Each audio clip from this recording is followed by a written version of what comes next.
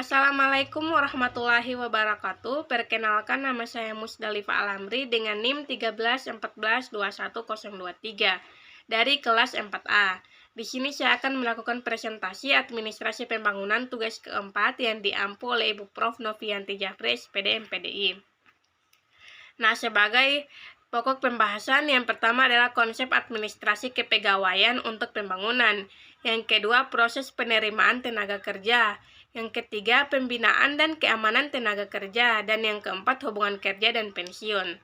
Konsep administrasi kepegawaian untuk pembangunan adalah istilah administrasi kepegawaian.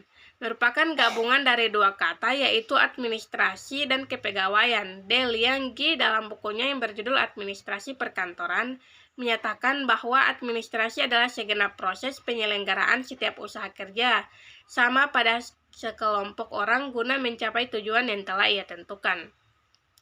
Perlu diketahui, administrasi kepegawaian dapat dirumuskan sebagai berikut, yaitu sebagai ilmu.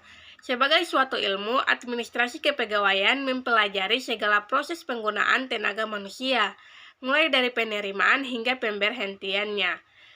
Kemudian, sebagai sebuah proses, administrasi kepegawaian merupakan proses penyelenggaraan politik kepegawaian.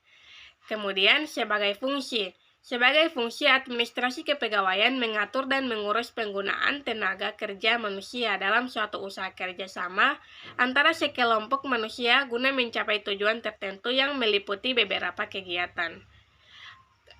Adapun proses penerimaan tenaga kerja, Anda dapat mencoba penerapan 7 proses rekrutmen berikut ini agar proses yang Anda jalankan lebih efektif. Yang pertama, identifikasi jenis pekerjaan. Yang kedua, membuat deskripsi pekerjaan. Yang ketiga, mencari kandidat. Yang keempat, mengelola aplikasi. Yang kelima, memilih kandidat. Yang keenam, membuat kontrak. Dan yang ketujuh adalah induksi. Baik, selanjutnya pembinaan dan keamanan tenaga kerja. Pembinaan keselamatan kerja, higien perusahaan, dan kesehatan kerja sangat dibutuhkan untuk mencegah terjadinya gangguan keselamatan dan kesehatan tenaga kerja. Hal ini semata-mata untuk meningkatkan efisiensi dan produktivitas kerja. Selanjutnya, pemutusan hubungan kerja dan pensiun.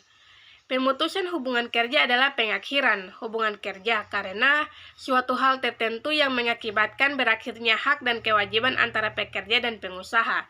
Salah satu hal atau alasan tertentu yang mendasari pengakhiran hubungan kerja ini ialah ketika pekerja memasuki usia pensiun. Apa saja hak-hak pekerjaan yang dikenakan memutuskan hubungan kerja karena pensiun? Pensiun adalah saat di mana seorang pekerja berhenti bekerja karena usianya sudah lanjut atau sudah memasuki masa tua. Pada saat itu, aturan perundang-undangan mengatur dapat dilakukan pemutusan hubungan kerja atau disebut PHK karena alasan pekerjaan memasuki usia pensiun. Nah, sebagai kesimpulan, pengelolaan kepegawaian negara atau pegawai negeri yang dikaji sebagai ilmu dan seni untuk mempelajari proses penggunaan tenaga manusia, mulai menerima hingga pemberhentiannya. Seni memilih pegawai-pegawai baru dan memperkerjakan pegawai lama sedemikian rupa sehingga tenaga kerja itu diperoleh mutu dan jumlah hasil serta pelayanan yang maksimum. Sekian dari saya, wabillahi taufiq walhidayah, wassalamualaikum warahmatullahi wabarakatuh.